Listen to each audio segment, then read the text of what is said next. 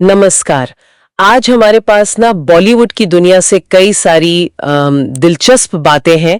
नई फिल्में हैं, कुछ सम्मान है, बॉक्स ऑफिस की खबरें और कुछ अहम पड़ाव भी। हाँ बिल्कुल। इन स्रोतों को देखें तो आजकल काफी कुछ चल रहा है। नई रिलीज, कुछ खास सितारों की झलकियां, इंडस्ट्री का बिजनेस और हाँ कुछ बड़ी उपलब्धियां भी। तो चलिए फिर इन सब पर थोड़ी गहराई से बात करते हैं। देखते हैं कि ये सब मिलकर क्या तस्वीर बनाते हैं। बिल्कुल, कोशिश ये रहेगी कि सिर्फ खबरें न दोहराएं बल्कि उनके पीछे का मतलब भी समझें। हाँ, तो शुरुआत करते हैं आज जो फिल्में रिलीज हुई हैं उनसे। दो अलग अलग तरह की फिल्में आई हैं आज। एक तो है काजोल की माँ। अच्छा, माँ। हाँ, मैंने सुना इसके बारे में। ये कह रहे हैं कि शैतान का स्पिन ऑफ है, एक माइथोलॉजिकल हॉरर थ्रिलर। हाँ बिल्कुल।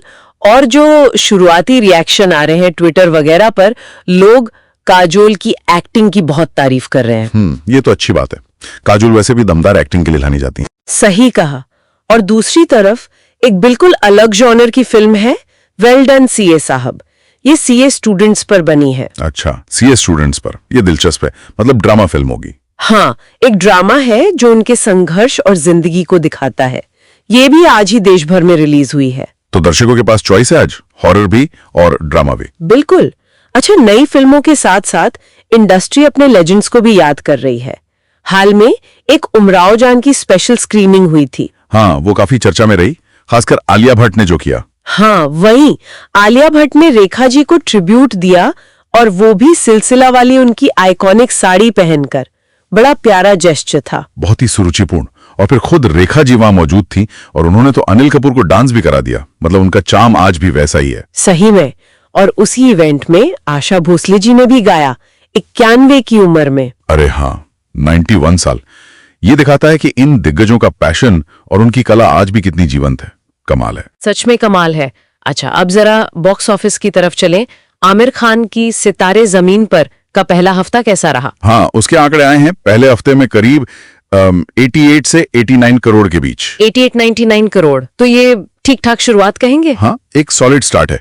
लेकिन देखिए, जहां एक तरफ ये सफलता है, वहीं दूसरी तरफ इंडस्ट्री में कुछ मुश्किलें भी आ रही हैं। आप शायद वो पंजाबी फिल्म सरदार जी 3 वाले विवाद की बात कर रहे हैं। हाँ बिल्कुल।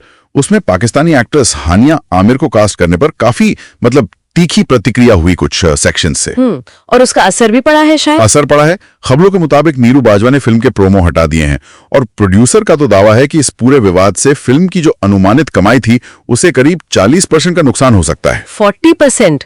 ये तो बहुत बड़ा आंकड़ा है। बहुत बड़ा। देखिए, हम तो बस वही बता रहे हैं जो स्रोतों में है, पर यह घटना दिखाती है कि कैसे कभी कभी आर्ट और पॉलिटिक्स या कहें बॉर्डर्स का तनाव कलाकारों पर असर डालता है। हाँ, ये सोचने वाली बात है।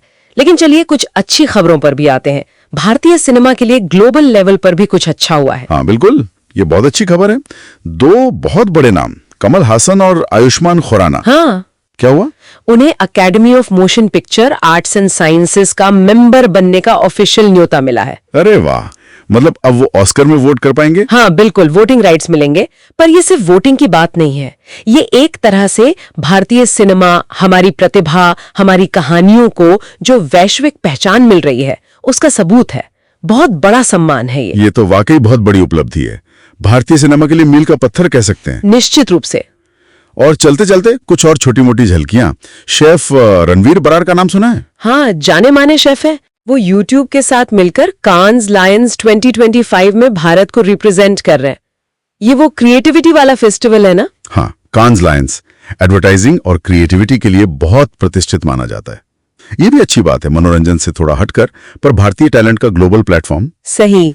और एक और खबर है, थोड़ी आध्यात्मिक और सांस्कृतिक। दलाई लामा जी का 90वां जन्मदिन आ रहा है। हाँ, उसके लिए गाना तैयार किया गया। हाँ, एक ट्रिब्यूट सॉन्ग। और खास बात यह है कि ये हिंदी, इंग्लिश और तिब्बतन तीनों भाषाओं में। और इसे मोहित चौहान और कुछ और कलाकार धर्मशाला में परफॉर्म भी करेंगे। ये भी दिखाता है कि संगीत कैसे सम्मान जताने का जरिया बनता है। बिल्कुल। तो आज की इस पूरी बातचीत को अगर समेटें तो कई चीजें दिख रही हैं। नई कहानियां आ रही है पर्दे पर, जैसे माँ और वेल डन सीए साहब। अपनी विरासत को सम्मान दिया जा रहा है। रेखा जी, आशा जी जैसे आइकॉन्स के जरिए दुनिया में पहचान बढ़ रही है, जैसे वो अकेडमी वाला न्योता। हाँ, वो बहुत अहम है। लेकिन साथ ही इंडस्ट्री को कुछ अंदरूनी और बाहरी चुनौतियां भी झेलनी पड़ रही हैं, जैसे वो सरदार जी 3 वाला विवाद। संक्षेप में कहें तो भारतीय मनोरंजन जगत ना एक बहुत ही दिलचस्प दौर से गुजर रहा है।